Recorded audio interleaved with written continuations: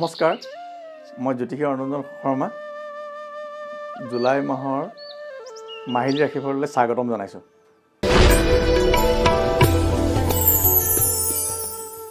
এইবাৰ আহিছোঁ মই বৃশ্চিক ৰাশিৰ জাতক জাতিকাসকলৰ জুলাই মাহৰ বিষয়ে ক'বলৈ। বৃশ্চিক ৰাশিৰ অধিপতি হ'ল মঙল, নক্ষত্ৰ 3টা 16, 17 আৰু 18।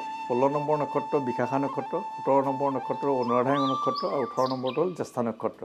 16 নম্বৰ নক্ষত্ৰটো বিশাখা নক্ষত্ৰ খুবেই ভাল, 17 নম্বৰ নক্ষত্ৰ অনুৰাধা খুবেই ভাল, 18 নম্বৰ জ্যেষ্ঠা নক্ষত্ৰ এবাৰ বেয়া পৰিছে, গগনত পৰিছে, ফল মানৱঞ্জনক। প্ৰতিকাৰ হিচাপে উপযুক্ত তিথি বাৰ নক্ষত্ৰ চাই ৰূপ, সোণ, কাপোৰ, তাম আদি দান দিব পাৰিলে শুভফল লাভ কৰিব। বৃশ্চিক ৰাশিৰ জাতক জাতিকাসকলৰ আমি যদি চাবলৈ যাওঁ, তেওঁলোকৰ স্বাস্থ্য মধ্যমে দেখা যায়। ধন টকা পইচা আহিব, পৰিয়ালৰ লগত মোটামুটি ঠিকেই দেখা যায়। আৰু তেওঁলোকে প্ৰযুক্তিবিদ্যা বা টেকন'লজিকেল আদি বিভিন্ন বিজ্ঞানৰ ছাত্ৰ ছাত্ৰী হিচাপে তেওঁলোকে আগবাঢ়িব পাৰিব।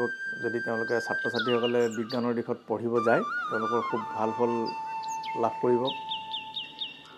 আৰু প্ৰতিভা কিছু ম্লান হ'ব পাৰে শনিৰ অৱস্থানৰ কাৰণে, গতিকে শনিৰ কাৰণে উপযুক্ত বিধি বিধান সহকাৰে শনিবাৰ এটাত উপযুক্ত নক্ষত্ৰ চাই প্ৰতিকাৰ কৰিব পাৰিলে ভাল।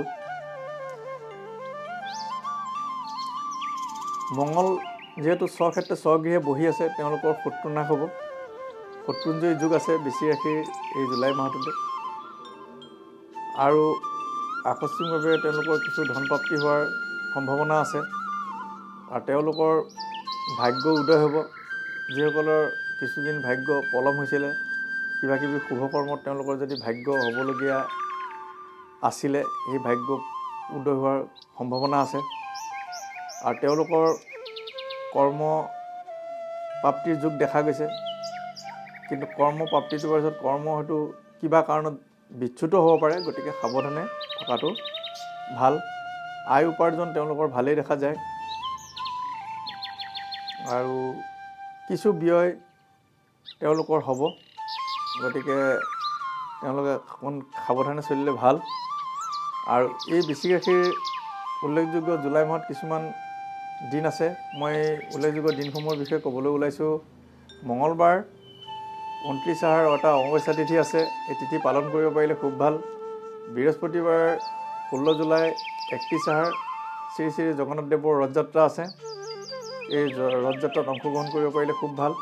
আৰু বুধবাৰ 29 জুলাই 12 শাওণ গুৰু পূৰ্ণিমা আছে, এই পূৰ্ণিমা তিথিটো পালন কৰিব পাৰিলে খুব ভাল হ'ব।